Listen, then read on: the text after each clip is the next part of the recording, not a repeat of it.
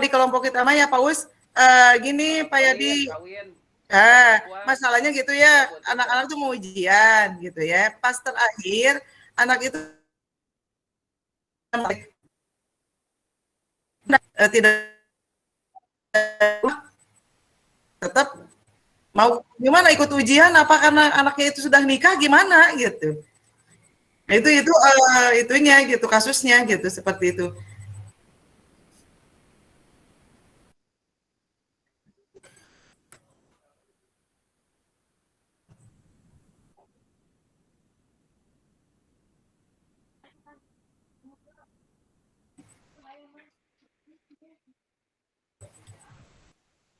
Ya, ya sama itu kan. Mau ikut ujian apa mau dikeluarkan gitu kan ya. Sedangkan Dapodik sudah tidak bisa lagi mengeluarkan karena sudah terdaftar. Itu daftar peserta ujian. Nah, itu yang jadi masalahnya mungkin antara kasus SMP SMA itu pada dasarnya banyak hal itu ya Pak Yadi ya gitu. Tapi tahu di Paus atau di Pak Nanang gimana ya terserah itu mah. Itu mungkin kasus yang ada di sekolah saya seperti itu gitu.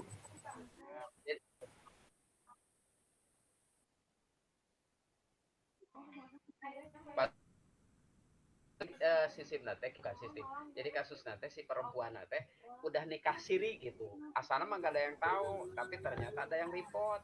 Nah gitu, betul Pak. Kumaha, jadi otomatis kan nate bingungnya dilemanya gitu. Nah, kelompok kita mah merenan Bu Etik panenang seperti itu. Kak, kelompok ada jadi Pak Iwan Pak Yusef kumaha.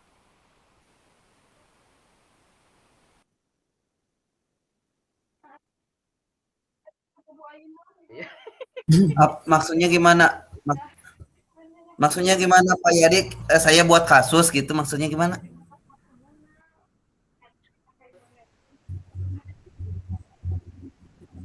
Kelompok Oh, lima, kelompok lima Pak Yadi, kelompok lima Pak Yadi. oh, Tujuh. belum aja ngomong. Ya, mangga.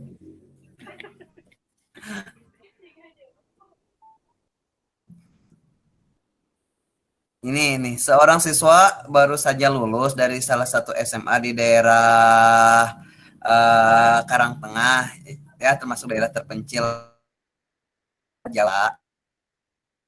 Gitu. Beberapa minggu hari kelulusan, dia itu mendapatkan tawaran beasiswa kan untuk melanjutkan studinya ke perguruan tinggi yang agak jauh gitu dari daerahnya itu ke Bandung gitu kan, ke UIN gitu ya. Nih kemudian kan dia teh memiliki prestasi yang bagus ya. Nah, di unsur pun dia di ini ditawarin gitu. Di unsur pun gitu. Biasanya di bidang puisi gitu. Jadi pernah menjadi juara puisi nasional dia teh gitu. Nah, dia teh bingung apa harus memilih ke unsur apa yang ke UIN gitu. Kalau UIN kan negeri, kalau unsur kan swasta gitu. Itu aja. Itu mah bukan kasus ya. Itu mah coaching itu mah, lebih ke coaching itu mah. Apa penyelesaian masalah. Gak ada masalah ya, ke unsur boleh, ke UIN boleh gitu.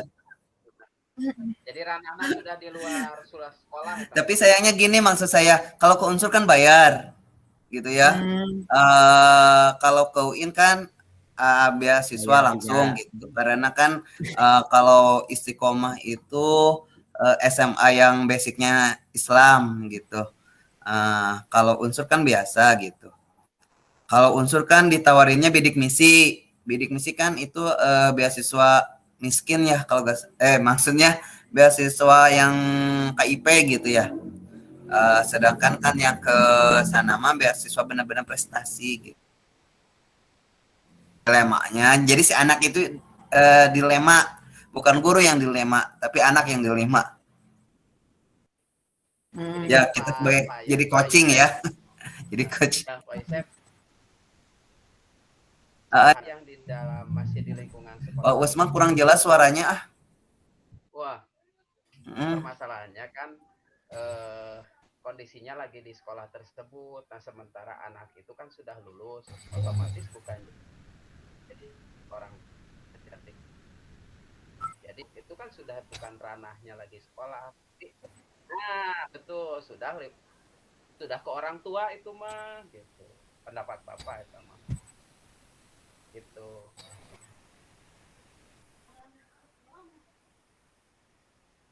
Jadi kita nggak usah ikut campur ya. Atau ke Alfaran gitu.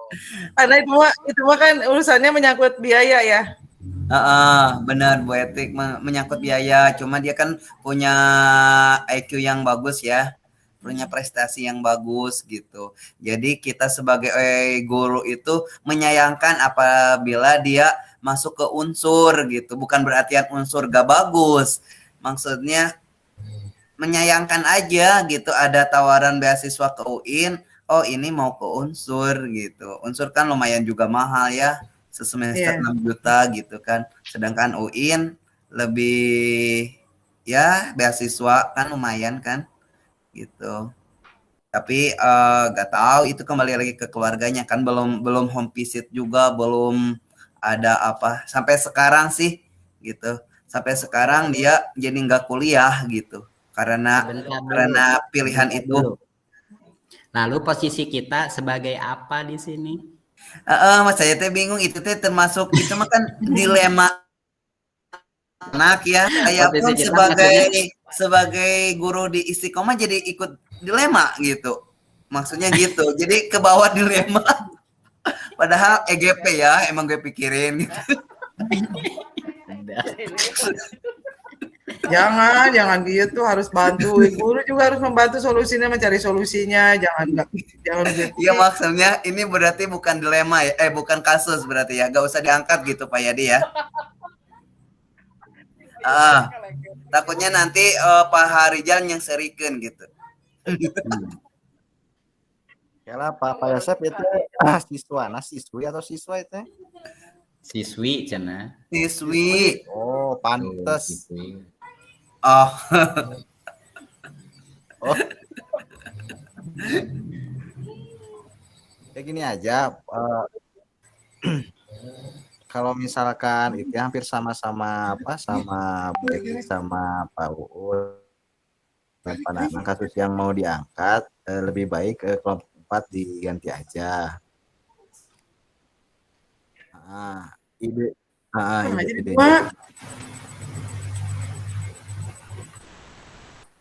Nanya aneh. Kayak keliru matiin lah. Berarti masuk rumah.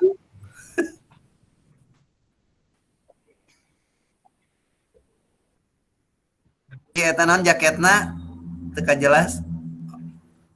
Nih, gini. Bisa jadi Pak, gini kayaknya ada yang angkat belum ya? Oh, siap. Pak, Bu. Ya, terus Pak Iwan. Dilemanya seperti ini aja, misalkan pengalaman ngambil kasusnya kan ada tiga apa? Bisa dari 3 jenis ya. Ada kasus yang berdasarkan pengalaman sendiri, salah satu dari kita. Ada kasus yang memang disepakati oleh kita, misalkan atau kasus yang bisa diambil dari berita-berita atau dari halaman-halaman berita yang lain lah gitu kan, Pak. Nah, kita kasusnya mau yang dari pengalaman pribadi atau dari yang mana gitu kasusnya. Iya. Saya sih lebih ke ini Bu, yang tren sekarang sebenarnya bukan dilema kitanya. Sekarang kan lagi apa? Lagi hangat-hangatnya tentang mural.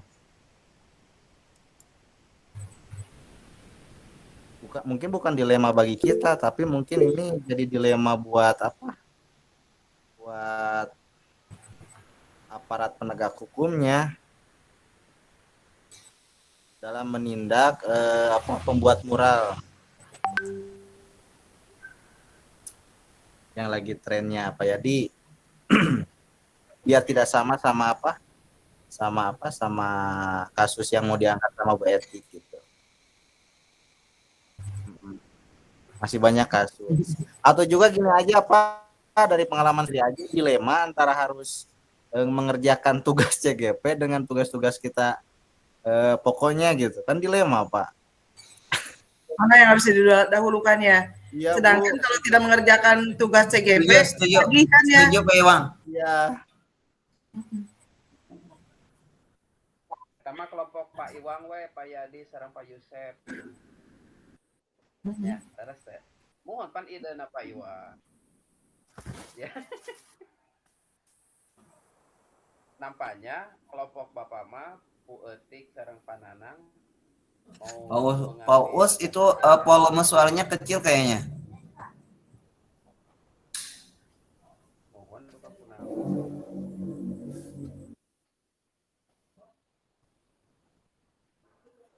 Kalau berenam begini tidak efektif ya ngobrolnya dua kelompok mah.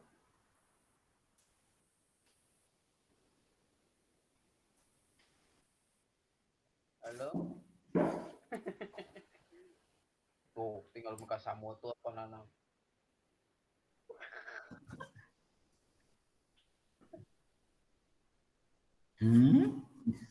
Buat.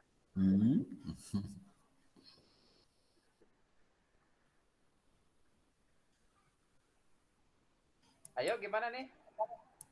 Pananang Pak Yadi kan di laptop tadi laptop nanti tuh ngarestar wae kumaha sih? Udah sekarang mah satu Pak Bu. Ya. Udah sekarang mah udah Itu satu. sih laptop nanti ngarestar sendiri tuh. Ini pakai HP gitu.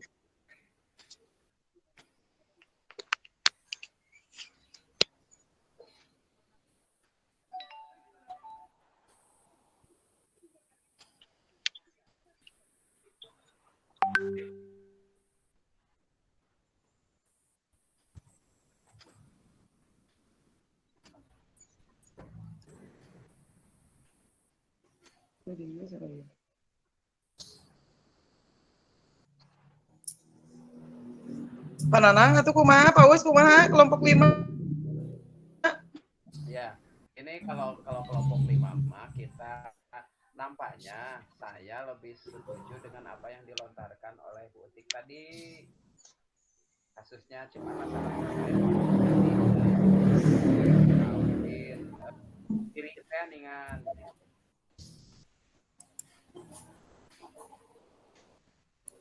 Gimana Pak Nana?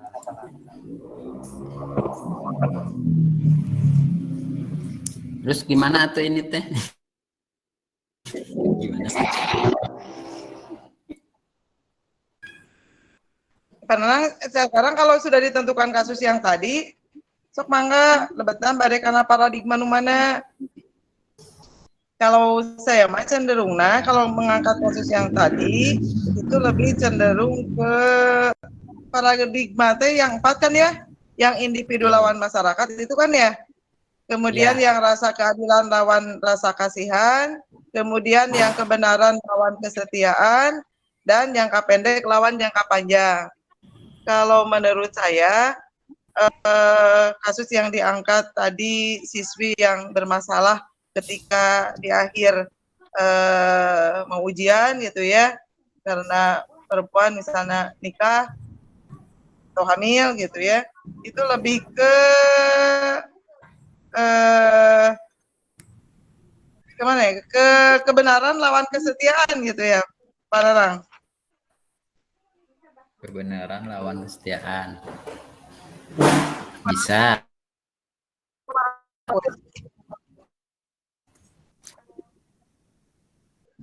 Kalau ya, jadi kan bisa beberapa dilema. Kalau tadi keadilan lawan kasih sayang, maksudnya keadilan di sini keadilan bagi semua siswa.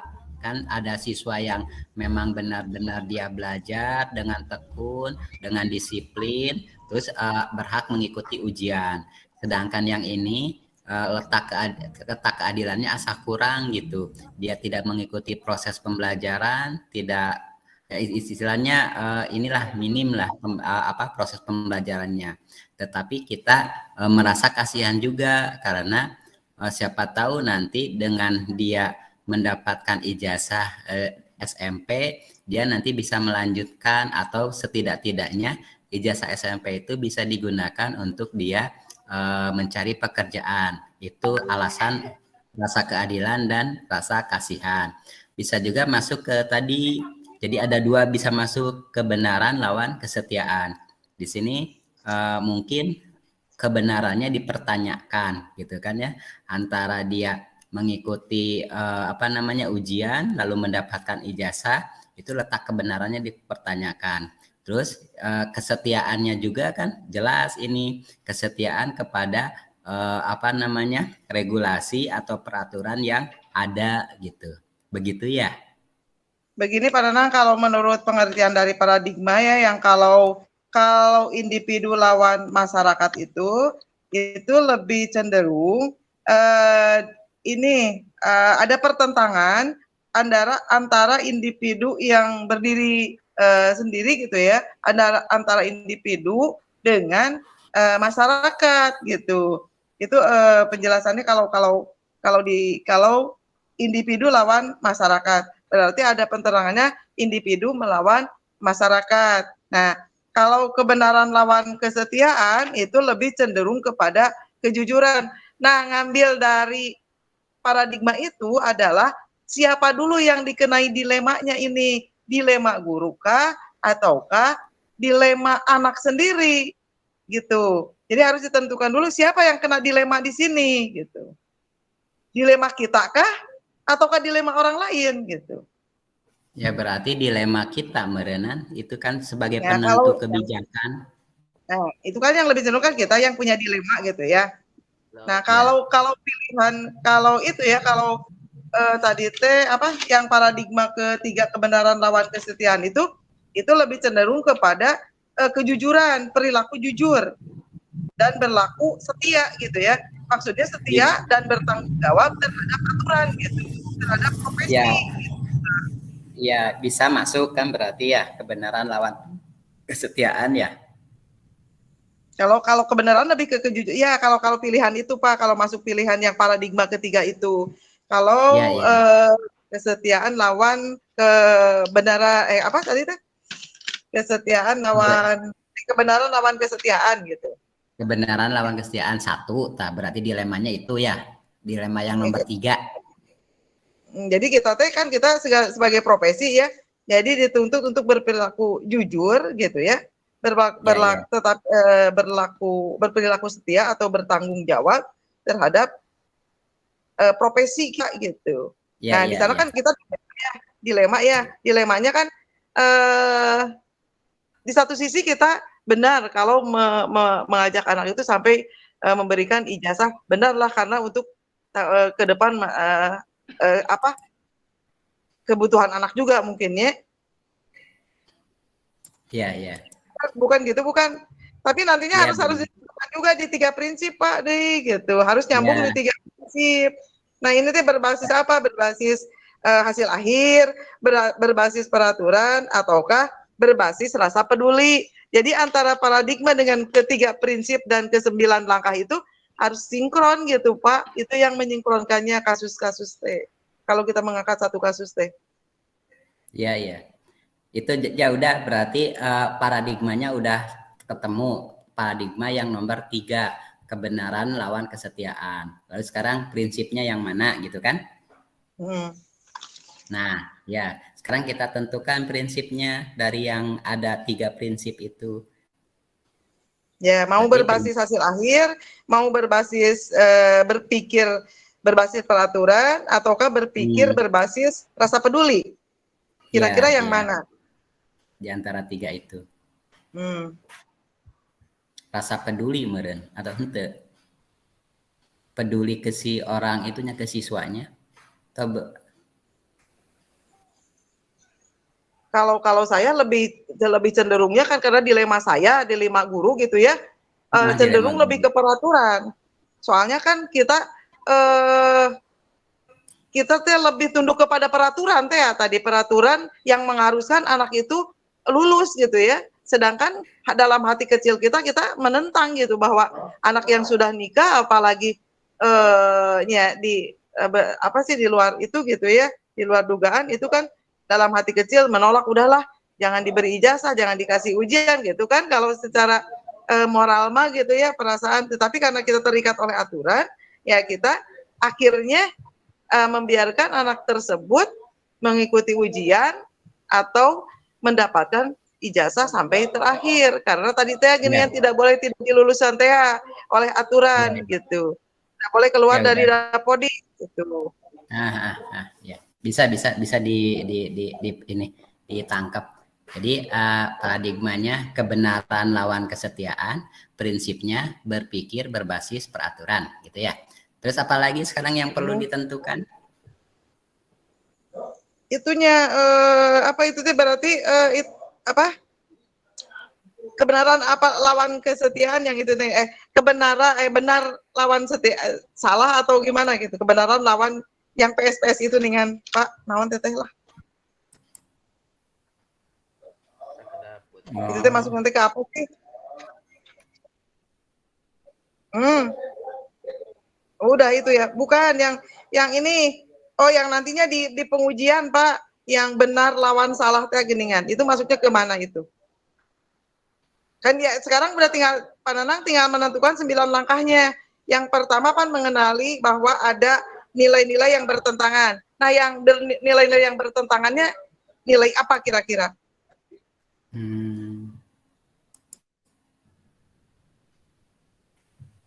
Ada nggak nilai-nilai yang bertentangan dalam situasi itu gitu? Yang 9 langkah itu yang pertama itu kan ada nggak gitu? Yang bertentangan. Nilai naon atunya yang bertentangan? Kira-kira nilai apa yang bertentangan gitu? Jika kita memilih akhirnya anak itu dapat ijazah gitulah. Karena kita taat aturan gitu bahwa anak tersebut tidak boleh dikeluarkan dan sudah tercatat dalam apa sih ujian, daftar ujian gitu. Jadi naon tuh nilai-nilai yang bertentangannya? Nilai yang bertentangannya apa? Kira-kira dalam situasi ini nilai yang bertentangannya. Benar lawan salah nilainya. Nilai Pak, nilai itu ada nilai tanggung jawab, ada nilai apa teh? Tanggung jawab apa lagi ya? Nilai moral, kesetiaan gitulah. Nilai apa lagi ya? Nah, ini ada nilai nggak yang bertentangan di sini gitu? Kalau saya mah bertentangan dengan nilai keadilan misalnya. Apa? Ya, bisa. Apa yang Bisa nilai. Bisanya apa? Nilai itu keadilan. Apa pertentangannya? Teu adil bagi siswa. Rasa keadilan. Ya. Ya, jadi enak gitu ya. Anak yang bermasalah kan bisa juga dapat lulus gitu kan ya? Gitu kan? Apa yang bertentangan nilai keadilan? Nilai non yang bertentangannya kira-kira? Hari deskripsinya apa aja nilai-nilai yang bertentangan? Harus baca dulu deskripsinya. Kayak enggak ada sih sebenarnya mah. Cuma tadi kayak contoh yang disebutkan oleh Pak Harijal nih kan. Contoh nanti si Bapak anu dipanggil oleh ketua yayasan yang untuk menjadi kepala sekolah dengan orang tuanya yang sakit. Nah, gitu kan. Jika si Bapak memilih ke ketua yayasan, berarti nilai bertentangan dengan tanggung jawab terhadap si Bapak terhadap orang tuanya, gitu kan. Kalau misalnya mengurus bapaknya, berarti dia punya bertentangan nilainya dengan tanggung jawab konsekuen terhadap janji yang mau ketemu sama ketua yayasan. Itu kan di sana ada nilai yang bertentangannya adalah itu. Ya. Sok atuh dilanjut. Jadi nilai apa aja kurang kurang rangkum. Pak Nilai Yadi, berarti sekarang kalau Pak Yadi jadi rame. masuk ke 9 poin berarti sekarang. Dipotong semua. Oke. Tadi udah ya nilai yang bertentangan, Pak. Yang ke satu itu langkah untuk pengambilan keputusan itu ada 9 kan ya. Yang pertama itu adalah mengenali bahwa ada nilai yang bertentangan dalam situasi tersebut. Kira-kira tadi nilai yang bertentangannya apa gitu. Kemudian yang kedua menentukan siapa yang terlibat dalam situasi dilema ini gitu. Dilema yang terlibat dalam situasi ini siapa? Berarti kita sebagai guru kan? Kita sebagai guru, terus? Ya. Kita sebagai guru. Ariata, siswa terlibat itu ya? Halo. Halo, Bu Etik. Halo. Halo, ya, iya Pak Us. Masuk Pak Us, Pak Eko masuk. Oke. Oke. Ini kan di sini awalannya itu adalah otomatis posisinya itu adalah pemimpin. Dan yang menjadi titiknya itu adalah jika kita adalah seorang pemimpin. Gitu, ya. Bukan lebih kepada gurunya menurut pendapat saya. Iya betul Pak. Jadi yang mendapat dilema di sini adalah pemimpinnya. Dilemanya misalnya pada saat ya kasus Bu Etik tadi antara sorotan dari rekan-rekan guru, kemudian masalah juga dari orang tuanya ataupun siswa gitu. Jadi posisinya itu kan dilema, dia anak buah merenang, kan itu kita juga siswa itu perlu untuk diberikan fasilitas untuk sampaikan istilahnya mah belajarnya tuntas gitu. Jadi ada istilah Sunda mempencarang. Nah, itu kan ya Pak ya. Betul. Karena kan tujuan pelatihan seperti ini adalah mencetak seorang pemimpin kan begitu. Iya. Dan di CGP ini kan targetnya adalah kepala sekolah dan pengawas. Maka posisinya adalah sebagai pemimpin. Nah, kalaupun nanti bisa menyampaikan ataupun bisa menularkan ke bagian yang lain ke guru, berarti lebih miniatur lagi nanti kasusnya itu. Karena si guru tidak akan bisa menentukan antara keluar dan tidak, karena guru tidak punya kuasa. Hanya berdasarkan diskusi dengan guru-guru, itu pun jika kepala sekolah menyetujui. Itu enggak? Nah, jadi kasusnya itu adalah pada posisi kepemimpinannya. Begitu. Mangga, nusanes Nun Pak Us, berarti dilemanya adalah dilema saya sebagai pemimpin gitu, Panang. Pemimpin. Ya. Lanjut Panang. Halo Pak Nanang, kemana? Ya, lanjut. Yang ketiga adalah mengumpulkan fakta-fakta yang relevan dengan situasi. Mulai terjadi dari awal, bagaimana hal tersebut ya terkuak, kemudian apa akhir dari kasus tersebut, kemudian siapa dan berkata pada siapa gitu, pada intinya itunya untuk menggali mengumpulkan fakta-fakta itu.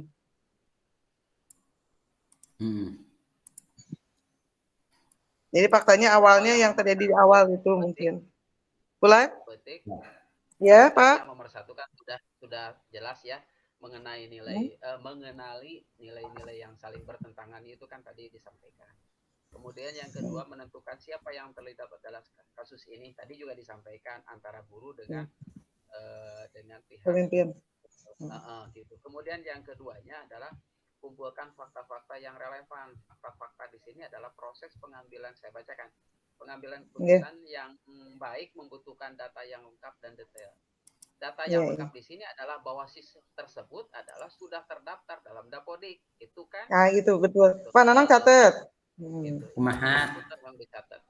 Jadi datanya itu, faktanya itu adalah anaknya mengikuti proses pembelajaran, datanya Iya, adalah ada berupa Dapodik gitu, iya. yang sudah secara legalitasnya jelas. Hmm. Apa yang akhirnya terjadi, siapa yang berkata pada siapa gitu, apa yang berkata pada siapa, kapan mereka mengatakan, itu pada saat mereka mengatakan itu mau dilangsungkannya ujian, Iya, iya. kan? Nah di sini kan dilemanya itu gitu. Data-data tersebut penting karena Iya, dilema etika tidak bersifat teoritis, iya. namun ada faktor-faktor pendorong dan penarik yang mempengaruhi situasi tersebut, sehingga data yang detail akan menjelaskan alasan seseorang melakukan suatu dan bisa mencerminkan kepribadian seseorang. Dalam situasi tersebut, kita juga harus bisa menganalisis hal-hal apa saja yang potensial yang bisa terjadi di waktu yang akan datang. Pengertian potensial di sini, mungkin kan si kepala sekolah menentukan bahwa diikutkan ujian itu mungkin saja mereka akan melangsungkan pembelajaran, tapi dalam jenjang yang lain, misalnya ikut paket. Iya, iya. Gitu kan? Bayangkan kalau anak kita putuskan, misalnya tidak boleh ikut ujian, berarti Iya. mereka tidak, jangankan ikut paket, mendapatkan ijazah pun sudah hampir tidak dapat, gitu kan ya. Nah itu yang dikatakan dengan pengertian yang pada poin terakhir adalah potensial yang bisa terjadi di waktu yang akan datang. Yang keempat, pengujian benar atau salah. Oh, iya. Nah, disodorkan secara legal, maka disodorkan peraturan. Itu pertanyaan penting diuji adalah apakah ada aspek pelanggaran hukum. Nah, di sini peraturan disodorkan. Gitu, ya, peraturan. Dalam situasi itu, bila jawabannya adalah ya, maka situasi yang ada bukanlah antara benar ataupun lawan benar di dalam etika, namun antara benar lawan salah. Rujukan moral, keputusan yang harus diambil dalam situasi adalah pilihan antara memenuhi hukum atau tidak, dan keputusan itu kan keputusan yang berhubungan dengan moral. Nah, secara legalnya adalah seperti itu. Ya, tadi sudah disampaikan seperti catatannya. Kemudian uji regulasi atau standar profesional. Kemudian uji intuisi. Nah, ini bisa diterjemahkan ya. Kemudian uji publikasi. Publikasi kan ini tercatat data-datanya itu. Ya, datanya itu. Misalnya ada yang namakan dengan TNT, ya kan? Ada DNS kan gitu. Yang lainnya, yang keberapa ya? 5 ya. Pengujian paradigma benar lawan benar. Dari keempat paradigma berikut, paradigma mana yang terjadi di situasi yang sedang Anda hadapi? Itu kasus tadi. Nah, menurut pendapat saya, paradigmanya itu adalah antara rasa keadilan dan kasihan. Menurut pendapat saya, keadilannya di mana? Keadilan itu adalah menempatkan sesuatu pada tempatnya itu adil, berarti melaksanakan segala aturan. Tapi sisi lain, si anak itu kalaupun nanti misalnya lulus dan mendapatkan ijazah, meskipun tidak melanjutkan ke SMA dalam waktu yang cepat sesuai dengan harapan dia, tapi bisa melanjutkan ke paket yang lain atau paket C. Itu rasa kasihan yang muncul di sana. Kemudian yang keenamnya melakukan prinsip resolusi. Nah, di sini berpikirnya apa? Yaitu berpikir berbasis apa itu namanya? Yang pertama di sini ada berbasis hasil akhir. Iya. Hasil akhir. Iya, hasil akhir itu jadi nu akhir nanti budak teh jangan sampai terlantar tidak sekolah. Itu kan hasil akhirnya. Gitu. Ya kan? Kemudian berbasis peraturan. Nah, kalau berbasis peraturan, maka si anaknya itu tentu dia akan putus gitu. Kemudian yang berikutnya berpikir berbasis rasa peduli, ada kepedulian. Tapi saya lebih cenderung di sini adalah berbasis hasil. Boleh berdiskusi Butik dan Panana. Yang ketujuh ada investigasi trilema. dalam mengambil keputusan seringkali ada dua pilihan yang kita pilih terkait dari opsi dirinya. Bertanya pada diri, ada cara untuk berkompromi dengan situasi terkait.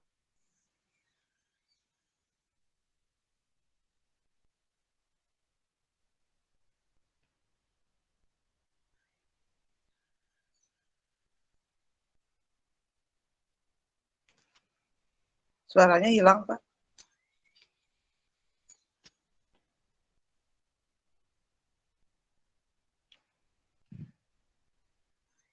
Paus suaranya hilang? Apa di HP saya?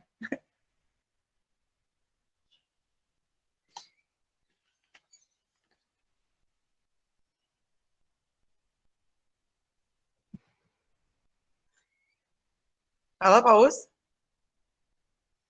Pak Yadi? Ya udah, mungkin kelompok dari kelompok 5. Tuh, Paus keluar itunya kayaknya sinyalnya. Pak Yadi dari kelompok 5 mungkin itu sudah tadi diungkapkan kasus dengan pengambilan keputusannya dengan mengambil dari 9 langkah, kemudian dari 4 paradigma dan 3 prinsip untuk pengambilan keputusan. Mangga sekarang tinggal kelompok Pak Yadi.